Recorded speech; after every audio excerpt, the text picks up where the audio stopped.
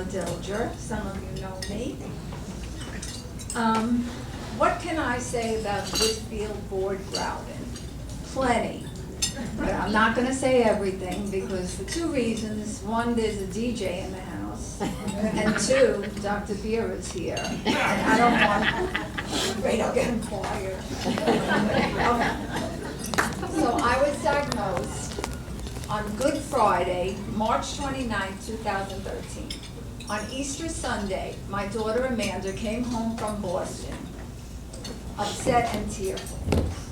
At about 9 o'clock that night, she said, I'm going to email Dr. Groudon and ask him to see you. And I said, who's that? She said, he's one of my professors in school. I said, you're going to email a doctor on Easter Sunday night at 9 o'clock and expect an answer? You can't get a doctor on a working day. You get call 911, go to the emergency room, this is call central. She said, well, I'm going to try. In less than 10 minutes, Dr. Groudon replied, it would be my honor and privilege to see your mother. I was shocked. Who is this guy? She said, well, he'll play any music you want in the OR. I said, okay. Anything else? He's done anything else? Any credentials? Any? Well, yes. So at that point, Amanda misrepresented it, Dr. Groudon, on every level. His age, how many years he was in practice. He's the head of Harvard Medical School. He's the head of Mass General Hospital.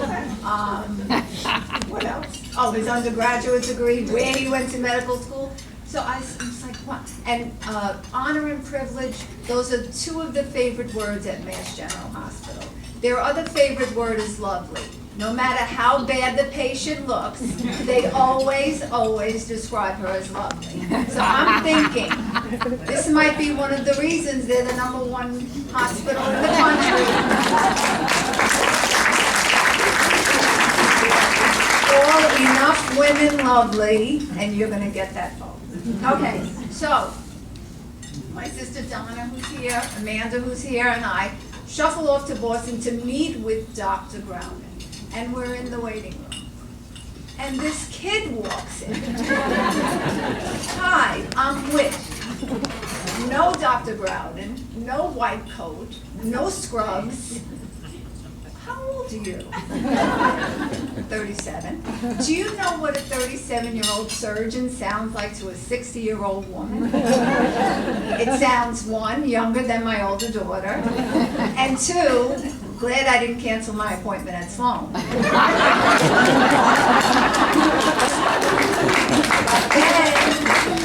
then, for the next 3 hours, Dr. Witt weaves his magic spell, at the end of which time I had signed over to him all of my organs, with the exception of my heart, but he's got that for sure now. Okay. So there is a fundamental question in the physician-patient relationship. Does the patient feel better or worse when they're with their doctor? Dr. Groudon has the capacity to infuse his patients not just with chemo, but with his strong desire to see them get well.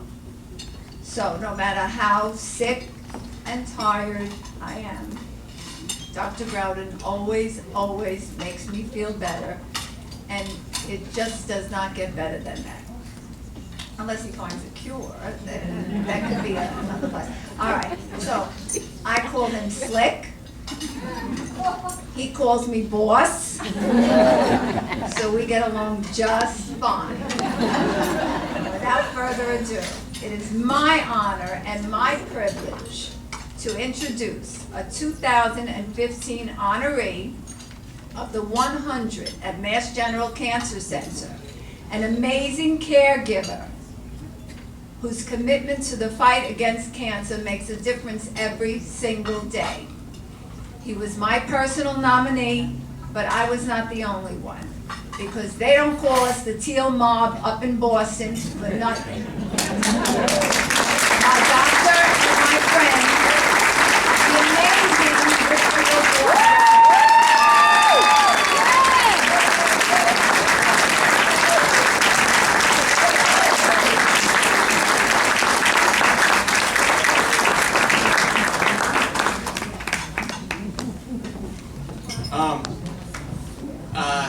not every day that you get your halo adjusted. You know, I think it's my turn to adjust Angela's halo. It's interesting. I've learned so much since Angela and I have known each other, and what I think I've learned the most about is about giving of yourself and maintaining connectedness. That is what Angela does. That is what Carol does. She creates an environment, an infrastructure for connectedness and support. And it reminds me of a story that, you know, I met someone a couple of years back when I was in nursery, and I was taking care of a patient who her name is Marilyn, and I met her she's from Nantucket. I don't know if you're familiar with Nantucket. It's different when you live permanently on Nantucket, and she had 8 children, and they were all women, all daughters. And unfortunately, she was diagnosed with ovarian cancer. And she came in with a hat, a full seersucker suit, and her daughters, all similarly dressed, walked in. And she's 88 years old, and her daughters are in their 60s. And all the daughters have names like Mimsy and Brooksy and Bunny. And it's really a formidable force walking into the office, such that we had to get a separate room just to have any type of interactions, because everyone is there. And Marilyn, back in 2012, she, at this point, is 89, and we were doing chemotherapy. We elected not to do a surgical procedure because we thought that wouldn't be compatible with her goals. And she emailed me, or actually she texted me, and she said, "Dear Whit, my Samsung Galaxy 3 sent me an update saying that there's a new article in the Journal of Clinical Oncology that I think you should take a look at. Here's the hyperlink." And I was like, I don't even know how to send a hyperlink at that point. And it was the most amazing experience, because I said, this is just, it's incredible.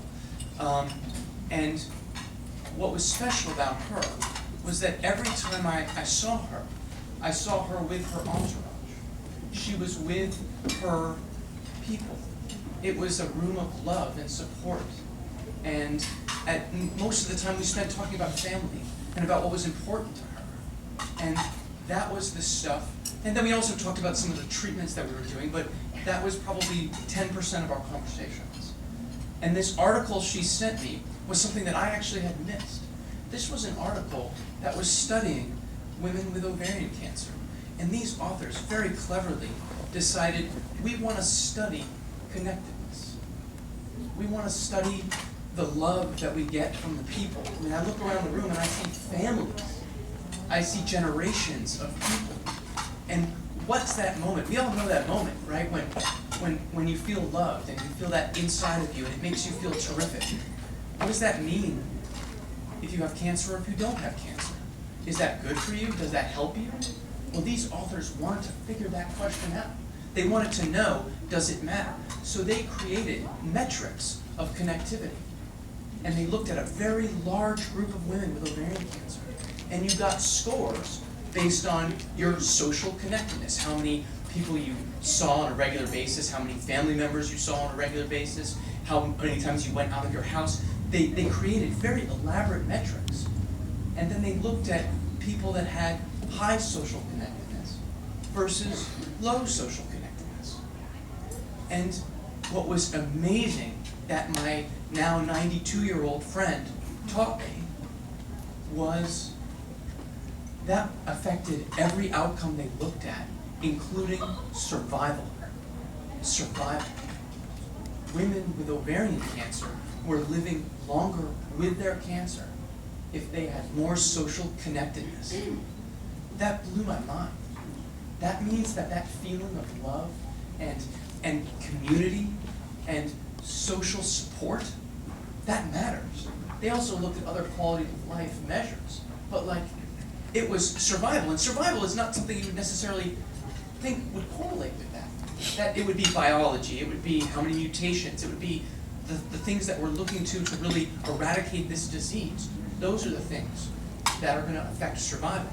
When in fact, connectivity, support, love, and maybe those things correlate with being motivated to get different care, to go further, to drive to Boston or to New York or to anywhere. Maybe those things are what correlate with that. But it starts with the connectivity. And so what gives me hope is this, is sitting around here talking about this with people that we love. You know, I go home and I squeeze my babies and, you know, I feel like that's key. That's key for everything. That's what's meaningful. And so when I think about, you know, women who face ovarian cancer or other gynecologic cancers that are equally devastating, social connectedness and love and support, all the things that the Ella Chris Foundation seeks to promote and support are incredibly valuable, not just as awareness. It goes beyond that. It's therapeutic. And so that's what Marilyn and Mimsy and Bunny and all those people taught me. That's what Angela's family has taught me. That is incredibly important. And I think it's important that we remember that. And I guess I'm enormously humbled to be amongst you all tonight. This is really an amazing event that, you know, I really cannot say enough. I agree with everything that Mike said.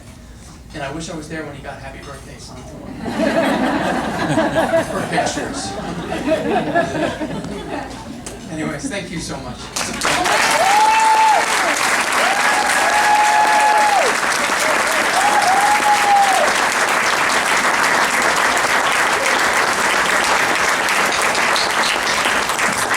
He's an amazing doctor and he's an amazing support. We're so glad to